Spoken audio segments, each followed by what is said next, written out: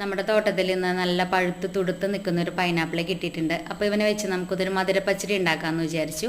Pineapple cut ചെയ്തെടുത്തിട്ടുണ്ട്. ആവശ്യത്തിന് മഞ്ഞൾപ്പൊടി, മുളക് പൊടി, പച്ചമുളക്, കുറച്ച് ഉപ്പ്, ആവശ്യത്തിന് വെള്ളം ഒഴിച്ച് നന്നായിട്ട് മിക്സ് ചെയ്ത് സ്റ്റൗമ വെച്ച് മൂടി വെച്ചിട്ട് നന്നായിട്ട് വേവിച്ചെടുക്കണം.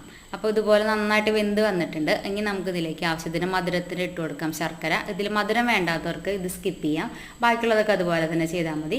കുറച്ച് തേങ്ങ എടുത്തിട്ടുണ്ട്. അതിലേക്ക് കുറച്ച് ജീരകവും കടുകും കൂടി അരച്ചെടുക്കണം.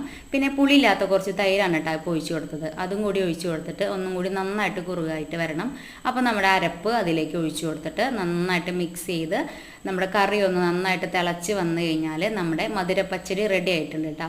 ഇതിന് താളിച്ചെടുക്കാനായിട്ട് നമുക്ക് ചെറിയ മുന്തിരിയാണ് ഇടാൻ നമ്മൾ. അതില്ലാത്തത് കൊണ്ട് ഞാൻ കുറച്ച് ഉണക്കമുന്തിരി എടുത്തിട്ടുണ്ട്. അന്നത് നന്നായി ടേസ്റ്റാണ് കേട്ടോ ഇടാനായിട്ട്. പിന്നെ താളിച്ചൊഴിക്കുക.